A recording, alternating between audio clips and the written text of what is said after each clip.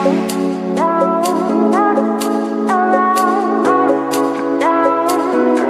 Students, ये है आपका प्यारा सा चैनल पीसीबी क्लब और मैं हूँ सुमन मैम।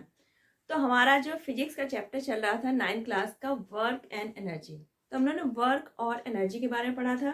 काइनेटिक एनर्जी और पोटेंशियल एनर्जी आपके सिलेबस में जिसके बारे में हम लोग पढ़ चुके हैं, इसके बेस पर हमने न्यूमेरिकल्स भी लगाए।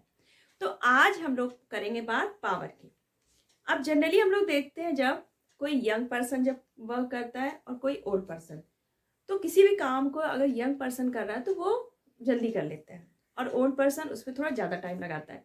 तो हम लोग कहते हैं कि इसकी पावर ज़्यादा है यंग पर्सन की, क्योंकि वो किसी वर्क को जल्दी कर रहा है।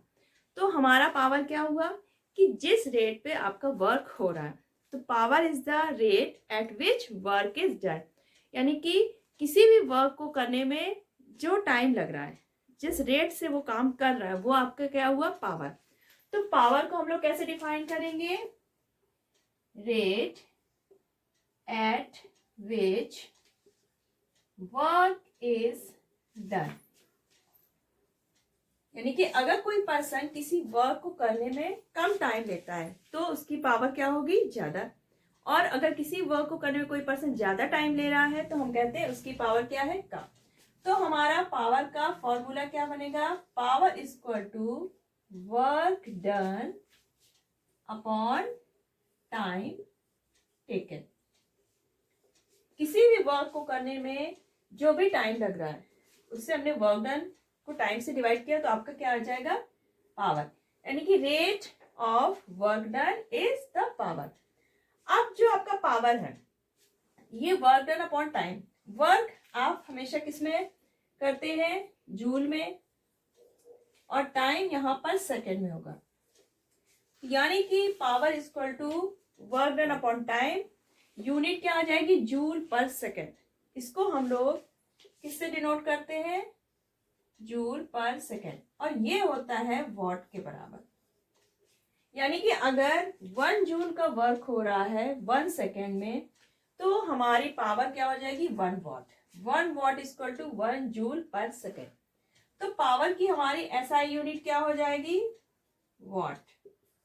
What is the SI unit of power. अब कोई भी वर्क अगर हम लोग कर रहे हैं तो क्या होगा? एनर्जी भी कंज्यूम्ड होगी। जितना वर्क करेंगे उतनी एनर्जी कंज्यूम होगी। तो वर्क डन के प्लेस पर हम एनर्जी कंज्यूम भी लिख सकते हैं, यानी कि पावर को पी से डिनोट करते हैं, वर्क आपका W upon T.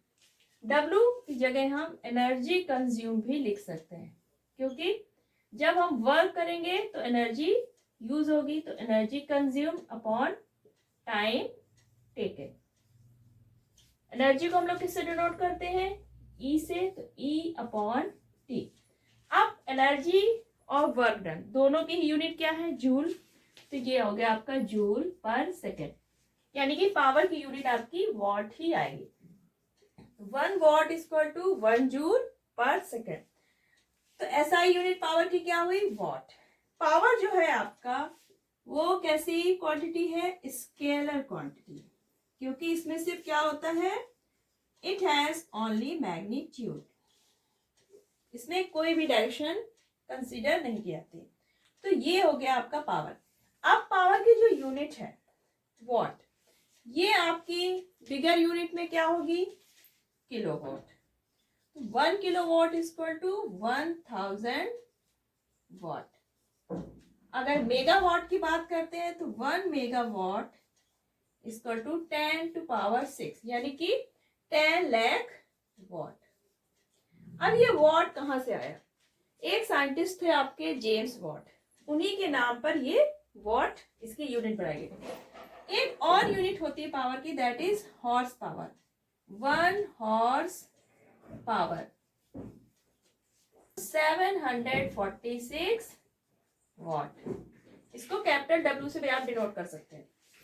1 horse power को शॉर्ट में लिखते हैं 1 HP।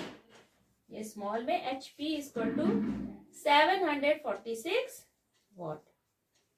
पावर के दो फॉर्मूले पढ़े, power equal to W upon T and energy consumed upon time.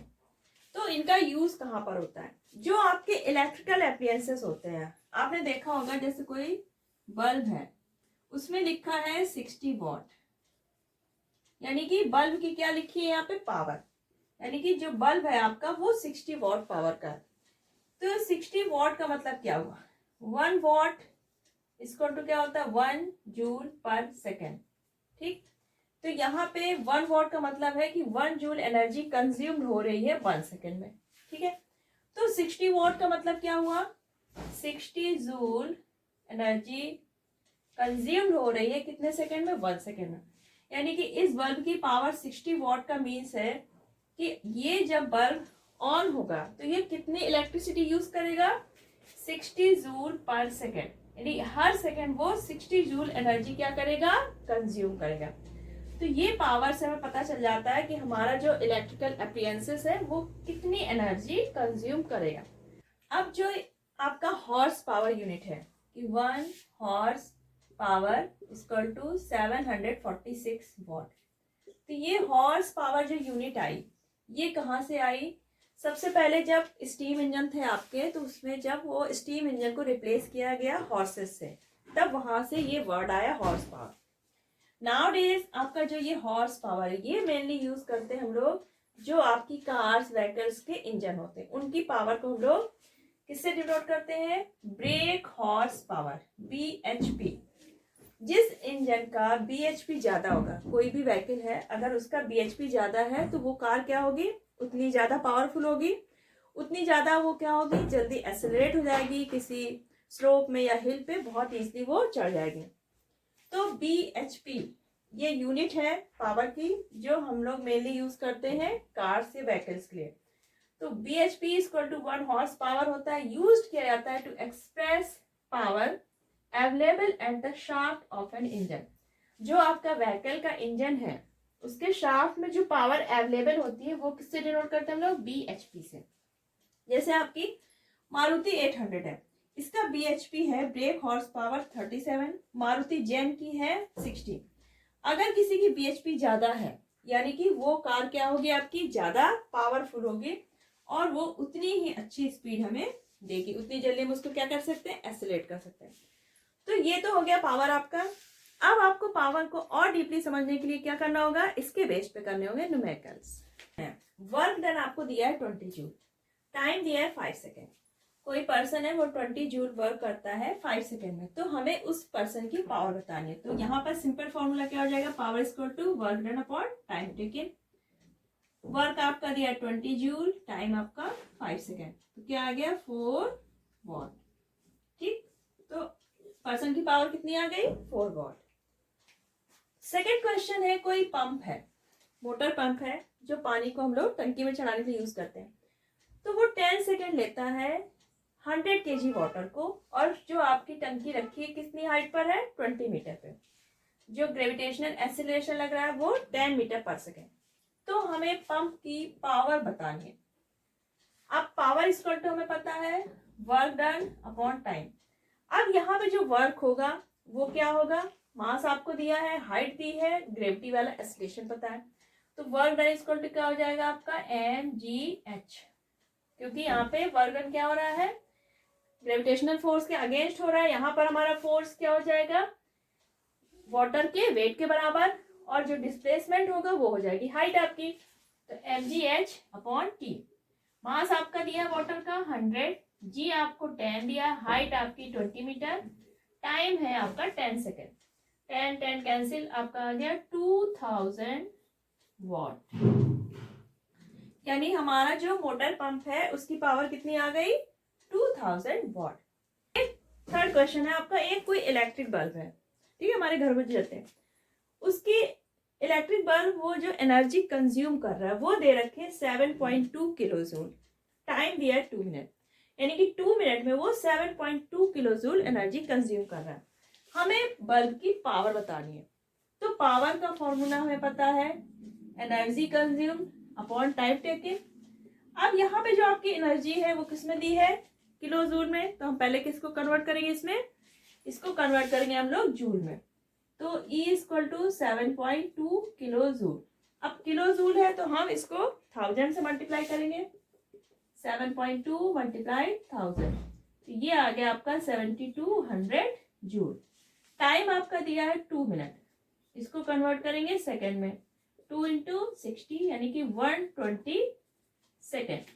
आप फॉर्मूले में रखेंगे, ई हमारा कितना आया 7200, टाइम आपका आ गया 120, 12 6 क्या हो जाएगा 72 यानी कि 60 वॉट। यानी हमारी जो बल्ब है उसकी पावर क्या आ गई 60 वॉट। दैट्स क्लियर, इसमें कोई प्रॉब्लम आपको?